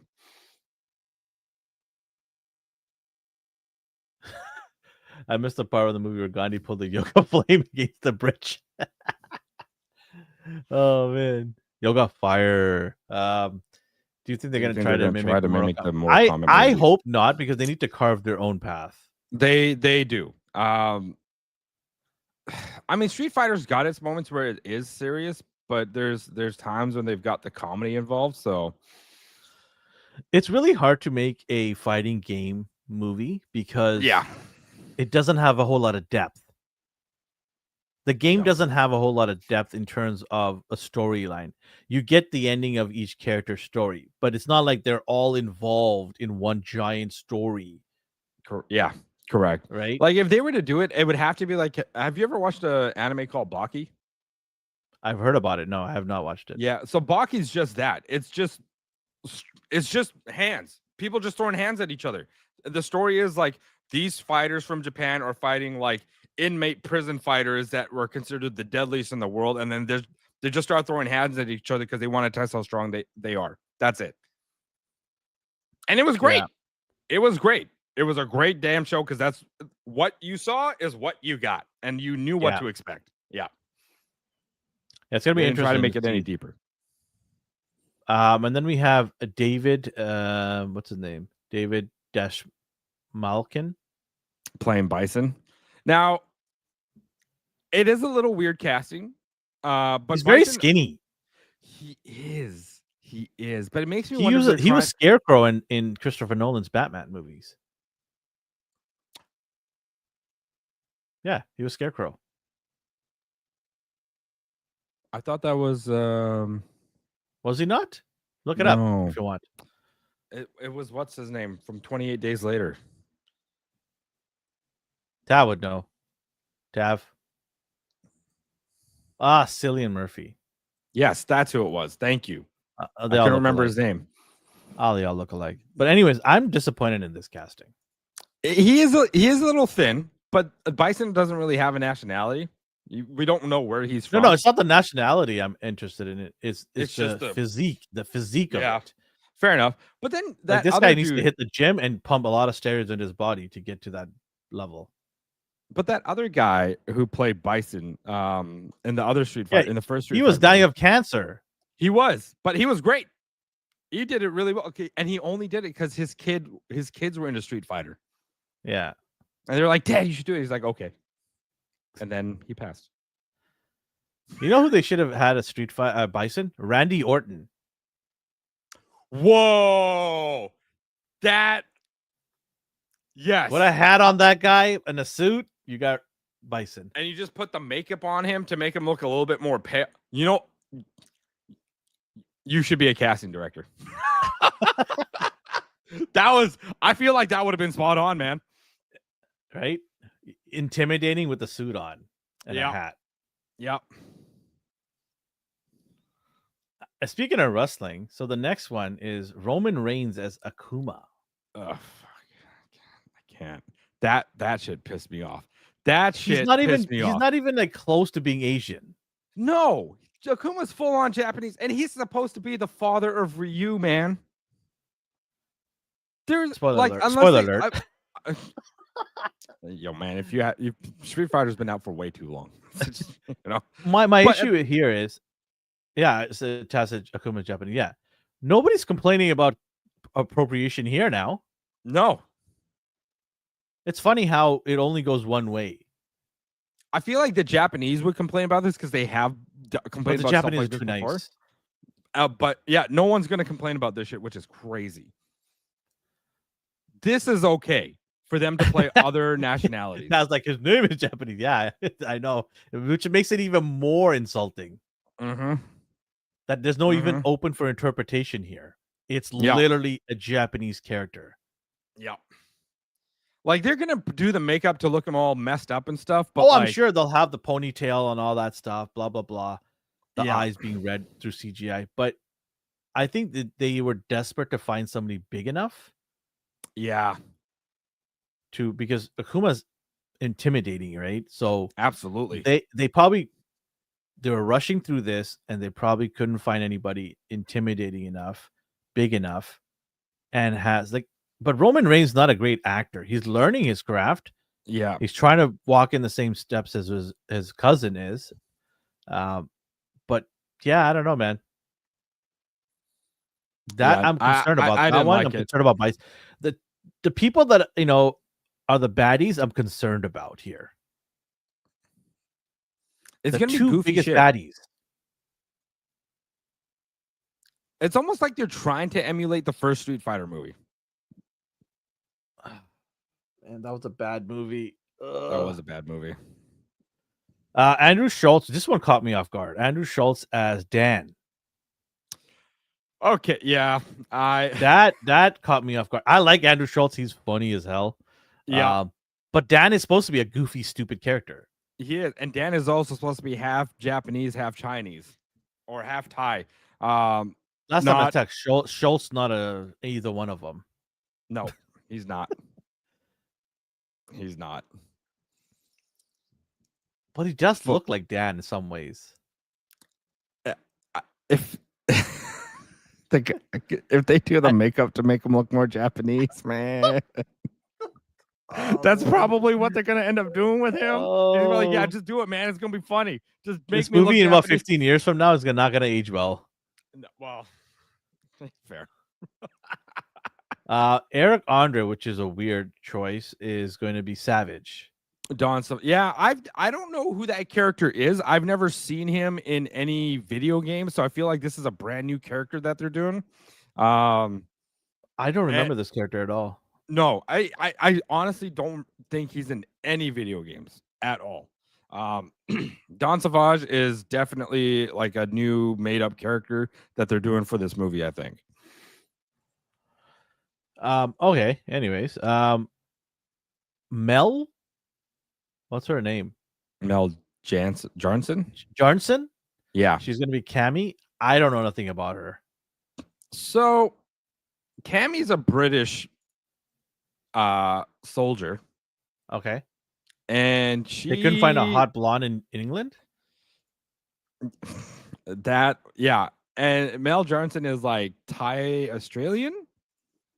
Oh my god, this is a hot mess. Yeah, hot mess. Yeah, Cammy's a blonde-eyed, blue-eyed white woman. Like, I don't even know. Oh, I mean, yes, Poison is a very easy nod for representation. Absolutely, you're absolutely correct. Poison is a transgender character in Street Fighter. And then we have Reina. I'm not even gonna try that last name. Rayla Vallandigham. Sure, let's go with that. I don't even know this character either. I've seen this character in Street Fighter, but I don't. Yeah, Julie. I don't know who she really is, but Reina was in Cobra Kai for the last season. She was actually. She's like I never watched the last season. She's like an 8 or 12 time Taekwondo champion, like world champ.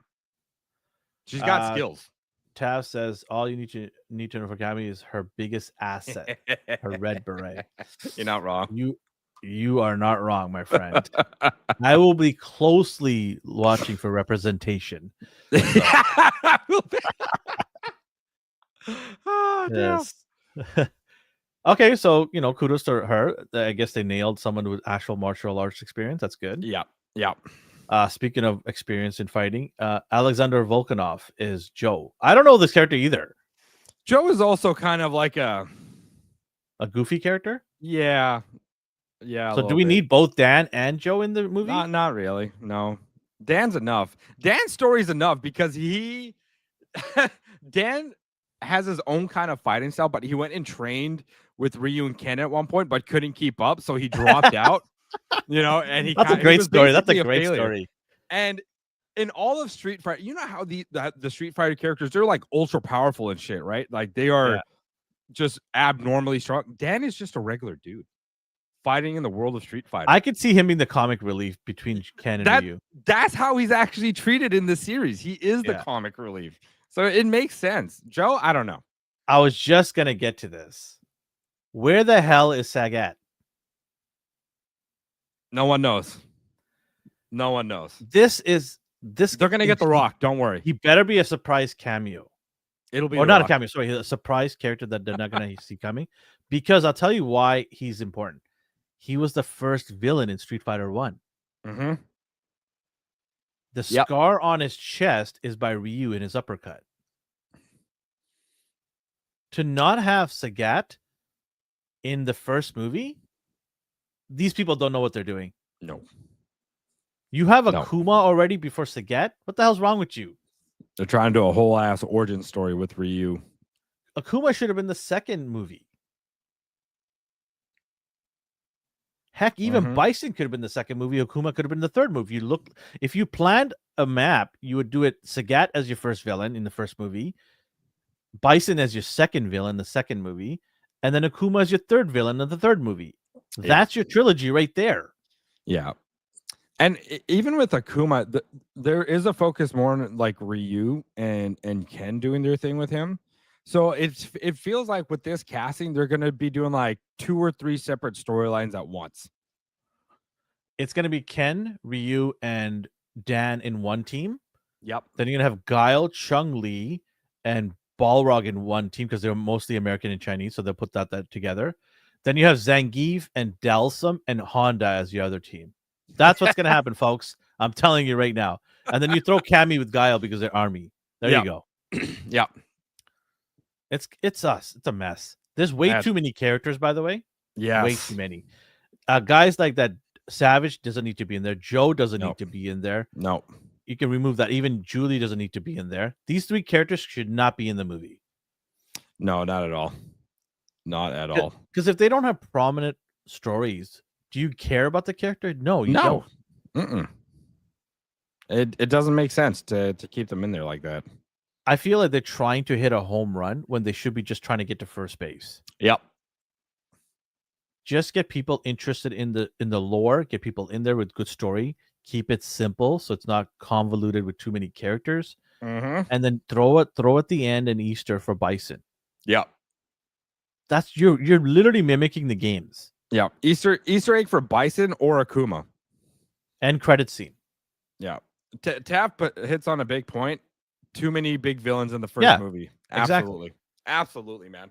You are literally putting the 2 biggest villains in Street Fighter in one movie. I don't get it. I hope they surprise us. I hope they do a good job because I like this game. I love this game. Right? It's part of my culture. My not culture. My growing up culture. Childhood, yes. Yeah, absolutely, man. I agree. So this is the cast so far. They said there might be some more announcements. So if you add Sagat, fine, you've added Sagat in there, but then now you have 3 Apex villains in one movie. Yeah, that is a great way to say it. Like Apex villains, absolutely, man. Yeah, they're the cream of the crop when it comes to Street Fighter villains. Yep. And you're gonna put all 3 of them, or 2 of them at least, out of the 3 in there. It's a disaster not to have Sagat, the OG villain, in the first movie. Yeah. Well, it tells me that these people don't know what they're doing. It tells me that the director, the writers, don't respect the actual lore of it all. Because if you did, you'd start off with Sagat.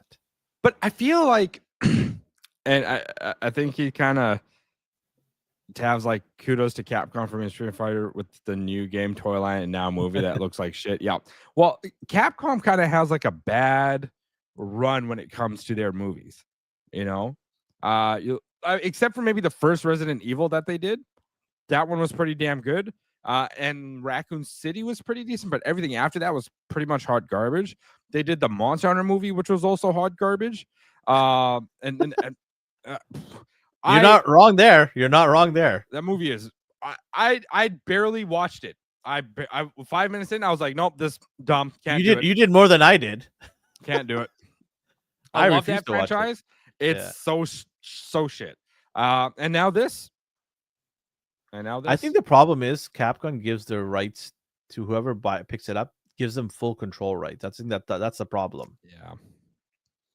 I don't think anybody at Capcom is going to these studios saying, hey, listen, you can make the movie, but we got to have our say in this because you can't change the core of the story. And I feel that they've given the rights to whoever it is, I can't remember, doing whatever they want. I mean, just look at this roster. There's a lot of people here you have to appease. The Roman Reigns Akuma thing really pisses me off, man. I hate that shit with a passion. And there's about 5 or 6 actors in here are going to want more screen time. Oh, yeah. You know Jason Momoa is going to command more screen time. And Blanca shouldn't command that much screen time. No, Blanca's like one of those offside characters. Got no real purpose except being like this crazy monster. There's no way Jason's going to sit back and take a backseat to Andrew and Noah as Ryu and Ken, but it should because those are the 2 main characters. I have a feeling Jason Momoa is going to be mostly human throughout the movie, and then at the end, he's going to transform into Blanca. Yeah. Kind of like what they did in the other Street Fighter movie. Yeah. Yeah, the more I look at this, the more upset I get about there's a possibility The for mo- this to be a dumpster fire. it's the more angry I get on the inside, man. I'm like, this is dumb. Let it out, my friend. This is a therapy session. Let it out. Yeah. Yeah, it just I don't know. I want to hold and reserve my judgment until I see this movie, but Fair. it does not look good. Mm-mm. But we'll see. Yeah. Maybe we'll go check it out together. We'll watch it. You know what? I'd be down to watch something dumb.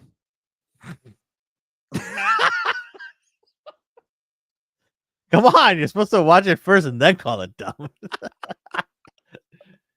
Oh man. All right, let's get into our second topic of the night or the evening or whatever it is, whatever time someone's at. Fair. Already, this kind of shocked everybody, I think, in the movie industry and fans alike. James Gunn came out last week and said Superman 2 is already in the works. Yeah. They've already got a release date. July 2027. Yeah. 2 years. And immediately announced. Forget waiting like 6 to 8 months, maybe even a year down the road. He was like, yeah, no, it's coming out then. He also is done with the script, by the way. He's done with the script and he's already doing editing and like revisions, revisions to the script. Yeah. Man does he said not, that he said that is the hardest part, but he said he's already underway doing that. So yeah. I think the script will be ready by November, December time. And I think they're going to start filming probably early 2026. Yeah. I think that's what he said. I think that they're going to start filming in production is going to start 2026. Yeah. And then the story's premise is going to be Lex and him teaming up. Oh, okay. Now, a lot of people went on, especially Snyder fanverse, the Snyderverse boy toys. They all went online and started petitioning again and hating on it again. Of course they did. I don't know if you guys know this, and I'm talking to you, Snyderverse people. It doesn't matter how many times you complain online. They don't care. Warner Brothers doesn't care about you. They care about money. Money. And only money. Yep. That's and James Gunn is doing that. They don't care. They're like, oh, he made less than... Yes, I understand he made less than Superman. Because people are less likely to go to the movies now because streaming services are so good. Yep. And people can't afford it right now because inflation's high. Theaters are expensive. It's not cheap. The prices keep going up. Prices from 5 years ago are different. Yeah. So a lot of families like, nope, we're cutting bait. We're not watching this. We're going to wait till it comes on a streaming platform in a month. So that's what they're doing now. That's why you've seen the decline. And then also you have to add in hero movie fatigue. Yep. Right. I'm not advocating that this movie is better than the Superman movie that Snyder did. I'm not saying that at all. In fact, my score was lowered on my second time. You did lower the score. Yeah. Yeah. But he's got a plan that Warner Brothers is sold on. Mm-hmm. And he's got multiple movie in the works that they are all on board with. And so they're going to give him the key. And they already have. He's in charge of Warner Brothers Studios. Yep. Or sorry, DC Studios. And he's quick. Look at that. He's already got this movie under wraps. So the story is Lex Luthor and him team up. And people are like, well, why would Superman... Like, I remember somebody online just the other day saying, this is so stupid. Why would Superman team up with Lex? This is so dumb. No, it's not. It's been done over and over again in the comics with multiple characters, including Superman and Lex. Yeah. This is not original. If you don't understand it's faster than what Zack Snyder did too. Like Man of Steel came out 2013. It took him 3-4 years to do Batman versus Superman. What I thought was going to be a sequel, but it ended up being a Batman and Superman movie, and it was really just more of a Batman movie than a Superman movie. I was so pissed with that movie. Fuck. Oh, brother. Oh, the fact that Henry Cavill maybe had like 15 lines and 15 minutes of goddamn screen time as Superman pissed me right the hell off. I was like, this is supposed to be a Superman / Batman movie, and it became more of a goddamn Batman movie than a Superman movie. They're gonna give Lex a dog. Let's go wear a wig. The Batman, I mean, I don't want to open up too much here into this, but Batman vs Superman was hands down one of the worst disasters in DC. Mhm. In that whole the period where Snyder was given the keys. Yep. It was the beginning of the end, Yep. and it happened so fast. Yep. Because they also introduced Wonder. You could have just called it the Trinity. Then you should have just called it the Trinity. Because You Wonder gotta Woman call it was a big Batman and deal. his super friends. Yeah. Ah. I just He tried yeah, to do the whole he tried to do the whole Frank Miller thing. Yeah. He literally He did. stole. Like, I don't know why Snyder fanboys don't talk about how he stole the ideas from Frank Miller. Mm-hmm. Even the actual armor is stolen from there. Yeah. And they're like, he's so original. No, he's not. No, there's He's not nothing original about it. He tried to shoehorn multiple stories into one movie, and it was a flop. When you walk out of the movie, you think of the only thing that everyone kept saying was Martha. Yes. Yeah. That's what literally everyone said when they walked out of that movie, laughing their way out. Yep. You can't explain that to Snyderverse fanboys. That's a work of art there. And who would have thought killing Superman on his second movie would affect the start of the brother? The fact that they killed him in that movie too, it meant nothing. And I've said this before. There was no establishment as Henry Cavill being the Superman we wanted him to be, because he was just starting out in the Man of Steel. Millions of people died. There should have been a second movie to establish him being a better superhero, to actually give people hope. In the Batman vs Superman movie, it was just, oh yeah, the people see him as a god. He gives hope to the world. How? He didn't even do shit.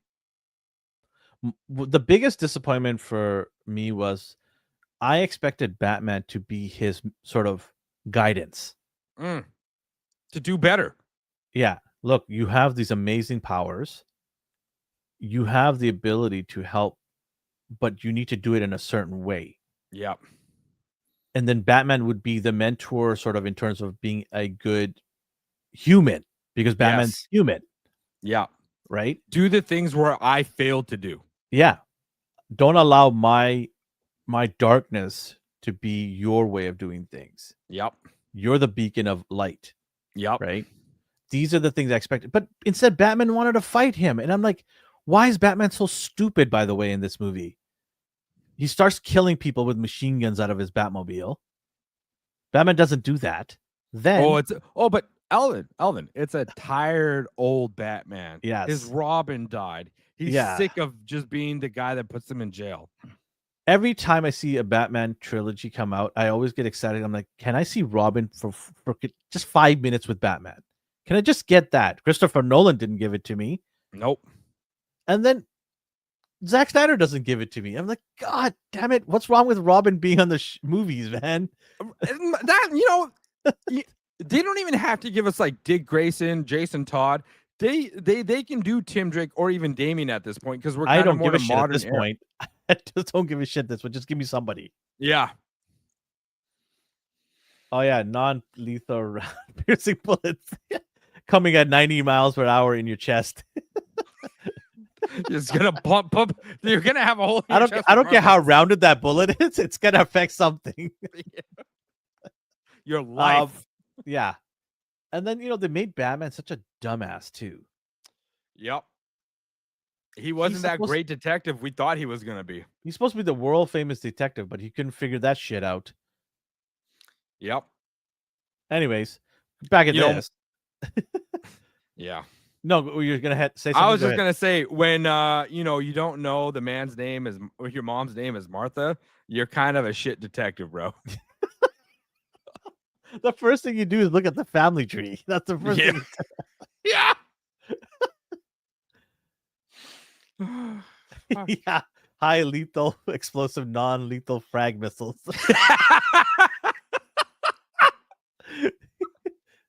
They just tickle people, okay? They just tickle them. A little bit, yeah. Oh, man. Anyways, so the story premise is going to be Lex gets an upgrade. In the comics, they have teamed up multiple times, much to each other's chagrin. They don't like each other, of course, but when you need to team up with a bigger baddie, which I'm thinking is Brainiac. Ooh, that would be cool. Because Lex is a very, very smart, shrewd person, right? Right. And so, no matter, like, I could see Superman just going to Lex, I need your help. And Lex Yep. is like, well, I need a favor then, right? I need to get out of prison. I need to have my own lab, blah, blah, blah. Like, things get interesting. And I also think that, what's her name? The female that was his partner, Lex's partner. Oh, The that blonde chick. I can't. If I can find the name. Tav would know the name. Tav can look it up. Tav's our information guy on the side.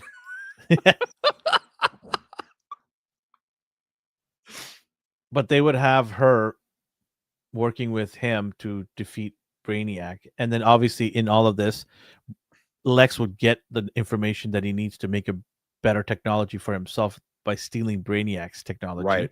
And then get his suit. Yeah, the Kryptonian suit. Yeah. And then they can also, at the end, make Lex a hero. And that's where we can have him maybe in 3 as President Lex. Mm-hmm. I kind of hope eventually they go down the route where like Lex ends up like right before the New 52 reboot, they were finishing off Action Comics, and at one point Lex actually did become a god. He ascended to godhood. He took like the lantern rings and stuff, and he went to some like the source wall and everything, and he became a literal god. And then when he confronted Superman, Superman was Lex, like, I'm sorry, you could do everything. You could save the world. You could cure cancer. You could do whatever you want. You could literally make all the hate and war go away. But then Lex's vanity came to him. He was like, I am a god, and you're still telling me what to do. I am more powerful than you, and you're still telling me what to do. I was like, this is some great writing right now. And then he had his downfall again, became human. I was like, too bad, Lex. You fucked up. Because I feel like they can do this with the guy they got casted as Lex right now. Yeah, Nicholas Hoult is great Lex. I don't care what anybody says. Yeah, he was screaming a lot in there, but that's great Lex. I think he is a way bigger upgrade than what's his face was Jesse Eisenberg. Yep. Way, way better. Yeah, Eisenberg was a bit too shrill. I mean, Eisenberg even came out though, and eventually was like, "I'm pretty sure this ruined my career." He was doing what he was told. It wasn't like he inserted his version of Lex. No. The sequel is about Lex's ex-girlfriends taking revenge on him as a bald dog. What's with you dogs? It seemed to really want dogs in this movie. Well, they started it, man. Crypto's there. I'm sure we'll get Bat Dog. I can't remember what Batman's dog's name is. Suicide. No, what's it called? What are these called? They're called the Justice Gang. They're going to be in this movie. Nice. I'm hoping to a lesser extent. Fair. And I kind of hope they establish the Justice Society at that point. I definitely want to see Superman and Supergirl in the movie. Yes. But I do want Supergirl to understand that her cousin is going to be the lead in this movie. Yep. Because in Supergirl, she's the lead in her movie. Yes. And Superman needs to take a back page. Yep. I think that's the biggest importance with these kind of movies when they do stuff like this is like you got to give your main character the shine, man, and make them the focal point and not just backseat writers like Marvel has done. Yeah, no, I'm aware of that. Yeah. Me and Dee talked about that. Yeah. The assistant. Oh, okay. But Ace, thank you, Ghost. That's what Batman's dog name is.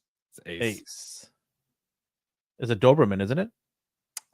Great Dane, I believe. Oh, Great Dane. Okay. Yeah. No, that's Snoop Doberman. Never mind. So yeah, July 2027 is gonna come by real fast. We're gonna be like getting a trailer probably in like 6 months, 6 to 8 months. Yep. A teaser trailer. A teaser to the teaser. Yes, that's what we're gonna get. A teaser to the teaser first, because that's what they did. You know what would be funny if they do it doing Spider-Man? No Way. That would be insane. That would be absolutely insane. Just a slap in the face to Marvel. Are they gonna release the same time as Part 2 Secret Wars? Ooh. That'd be kind of insane if they did. But I don't know if Marvel has like the pull right now, man. I think Secret War. If Doomsday does well, Then Secret Wars will pull. Yeah, definitely will pull. At which point I would be like, DC, maybe hold back on your Superman movie. Yeah, just a little bit. Just give it some time to give it 2 weeks to settle down. Yeah. Instead of 1 week, give it 2 weeks. We'll see. Ghost is asking, wasn't the Authority the main pitch for the first movies for the DC universe? He dropped the Authority. It was supposed to be the first movie, but he dropped it because apparently he said it doesn't work. Interesting. Yeah, that was the first movie to be dropped, but he just said no, it's not working. They feel that the longevity of the story that they want to tell, it doesn't flow with it. Okay, but what? I what I was gonna say was I respect that because he doesn't have an ego and saying, no, I'm going to shove this in there. He's like, no, hold on a second. That's exactly what I was going to say. I'm like, he's smart enough to recognize it doesn't fit with the universe that he's building. So he's not trying to jam pack it in there. So he did, however, say that eventually he will bring some of these characters into the forefront. Which is fine. Yeah. Which is fine. You know, you want to establish your main people first. Yeah. Your main people first. He even said that about Blue Beetle, I think. He was like, there is a spot for Blue Beetle in our universe, and the actor who played him, the guy from Cobra Kai. Yeah. He was like, there's a spot for him too, because he actually loves that kid as an actor, and he liked the Blue Beetle character himself. I don't think he didn't say the movie, but he said the Blue Beetle character he liked. Yeah, I mean, I'm excited. I'm all here for it. I love Superman, but I'm excited. But I want a good story. Like I said, I gave it a 7.5 out of 10. Yeah, I felt the story did have some weaknesses, but I'm hoping Part 2 is a step in a higher direction. This movie needs to be an 8 for me.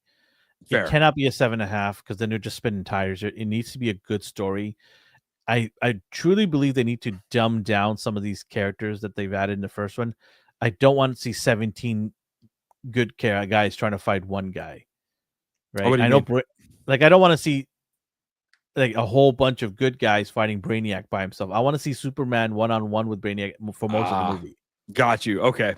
Yep. Obviously, Lex is going to be an important role in helping Superman beat Brainiac in terms of the intelligence side of things, but the brute force, I need to see more of Superman, right? Yeah. So yeah, and I'm hoping he's a lot stronger in this movie. So definitely want to see more. Of that. You know, something that I kind of thought about while watching that movie. Superman was never at 100% power. Yeah, no, he was never at 100% power throughout that entire movie. And I know he said that this is a weaker Superman, right? Like, that's what he stated.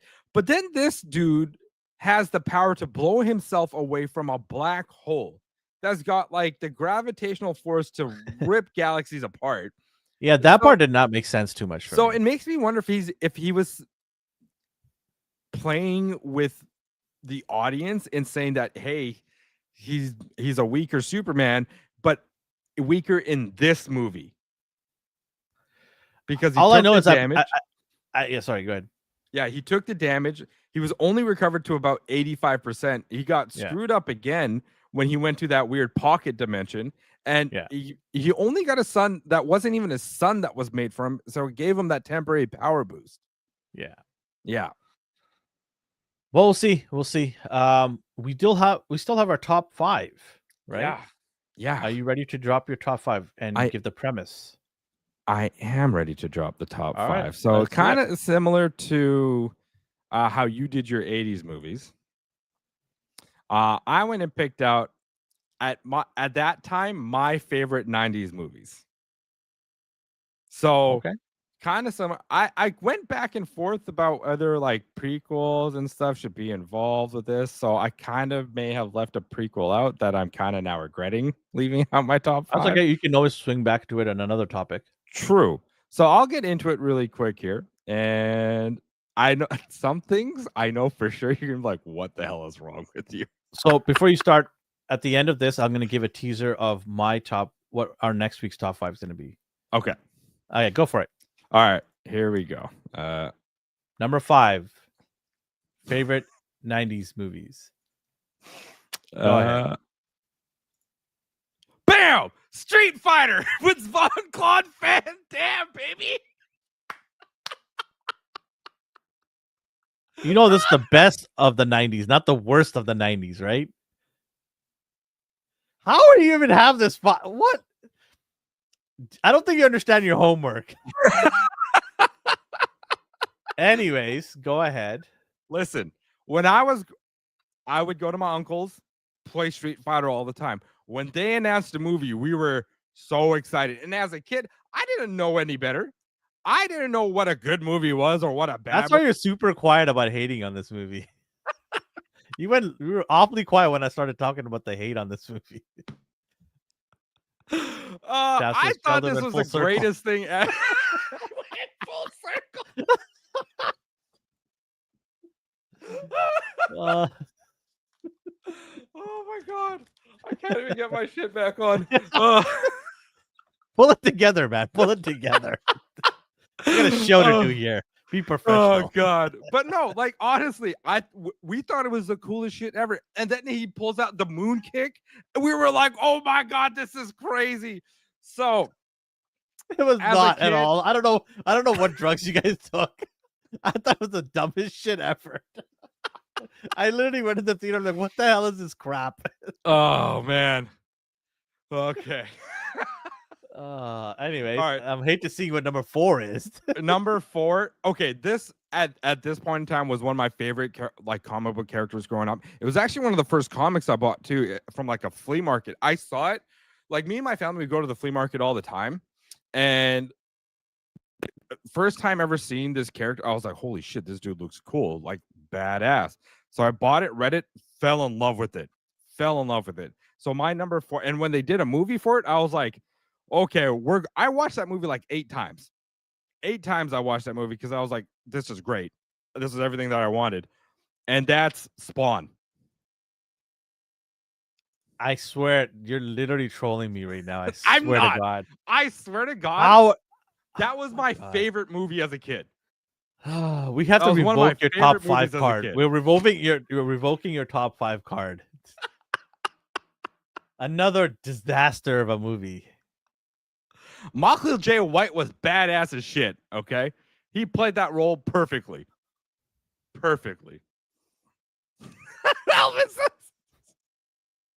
It's your top 5. I'm trying to refrain myself.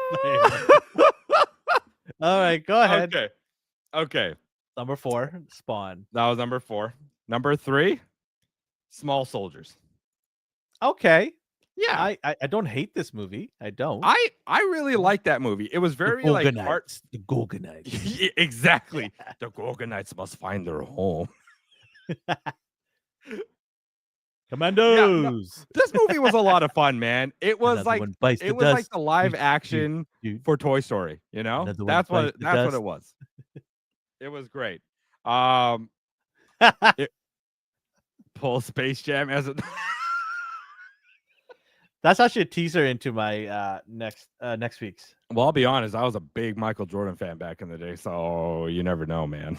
All right, Small Soldiers. I mean, this is I never saw any of those 3 in your top 90s at all in my head.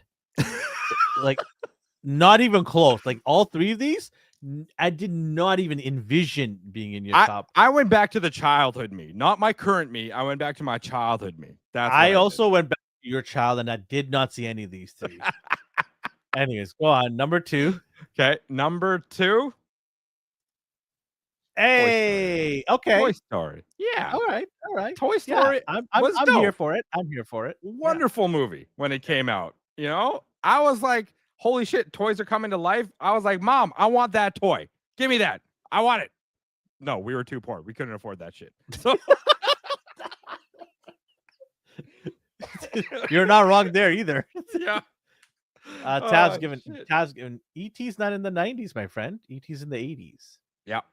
I mean, Jurassic Park would have definitely been on the list at some point. Yeah. Who knows? Jurassic Park for sure. Anyways, so what's number one? Number one. Oof. You ready for this? Drum roll, please. Blade. Yeah. I wanted to go clubbing so bad when I heard this song.